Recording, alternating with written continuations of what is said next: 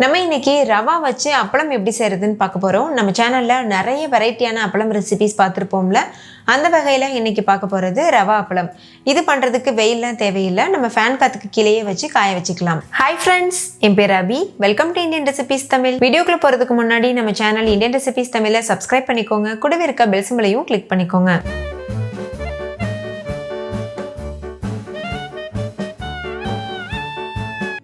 First இந்த recipe பண்ணுறதுக்கு ஒரு பாத்திரத்தில் 7 கப் அளவு தண்ணி எடுத்துக்கோங்க. நான் இந்த கப்பில் தான் 1 கப் ரவை எடுத்திருக்கேன். ஸோ இதே கப்பில் 7 கப் தண்ணி எடுத்துக்கணும். இது கூடவே 1 டீஸ்பூன் உப்பு சேர்த்துக்கோங்க. சேர்த்துட்டு இது நல்லா மிக்ஸ் பண்ணிக்கோங்க. நல்லா கலந்ததுக்கப்புறமா இது கூட 1 கப் அளவு ரவை சேர்த்துக்கோங்க.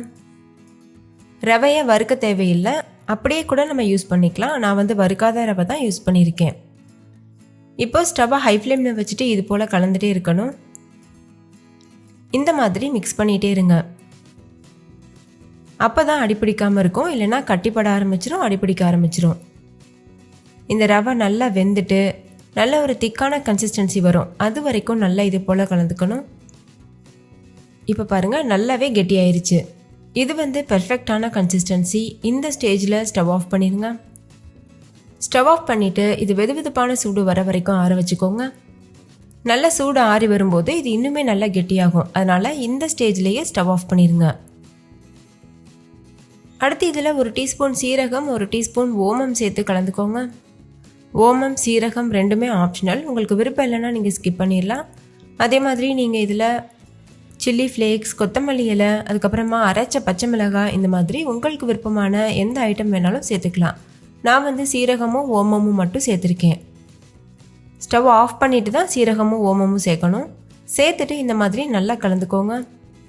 நீங்கள் துணியிலையும் அப்ளை செய்யலாம். அப்படி இல்லைன்னா இது போல் அப்ளை ஷீட் வச்சுருந்தீங்கன்னா அதில் கூட நீங்கள் அப்ளை செய்யலாம்.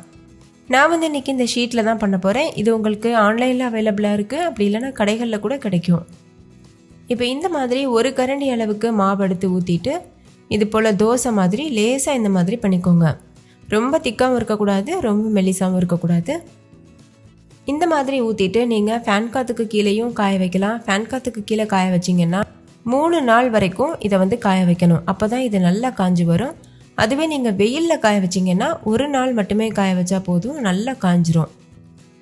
சம்டைம்ஸ் வெயில் கம்மியாக இருக்கும்போது 1-2 நாள் கூட எடுத்துக்கும் காயறதுக்கு. அதனால் அப்பளம் நல்லா முழுமையாக காயறது வரைக்கும் காய வச்சுக்கோங்க. நம்ம 1 கப் அளவு தான் ரவை எடுத்தோம், அதுக்கே எவ்வளோ அப்பளங்கள் கிடச்சிருக்கு பாருங்கள்.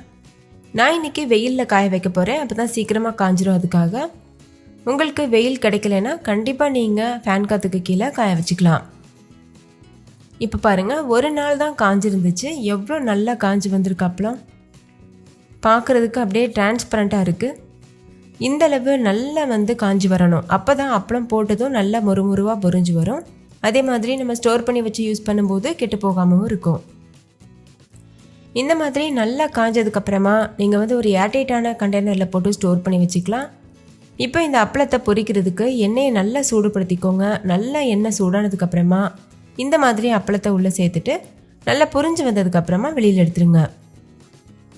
இந்த அப்பளத்தை நம்ம சாதத்து கூட வச்சு சாப்பிட்லாம், ரொம்பவே சூப்பராக இருக்கும். அப்படி இல்லைன்னா நம்ம ஸ்நாக்ஸாக கூட சாப்பிட்லாம், ரொம்ப ரொம்ப டேஸ்டியாக இருக்கும். ஸோ கண்டிப்பாக நீங்களும் இதே மெத்தடில் ட்ரை பண்ணி பாருங்கள். பெர்ஃபெக்டான ரவா அப்பளம் நீங்களும் செய்ய முடியும். இப்போ நான் இதை உடச்சி காமிக்கிறேன் பாருங்கள், இது எவ்வளோ மொறுமொறுவாக இருக்குன்னு. நீங்களே பாருங்கள் எவ்வளோ மொறுமொறுவாக இருக்குது. டேஸ்ட்டும் ரொம்பவே அட்டகாசமாக இருந்தது. இந்த ரவா அப்பளம் உங்கள் எல்லாருக்கும் ரொம்ப பிடிச்சிருக்கும்னு நம்புகிறேன். பிடிச்சிருந்தா லைக் பண்ணுங்கள், ஷேர் பண்ணுங்கள், கமெண்ட் பண்ண மறந்துடாதீங்க. Thank you, bye bye.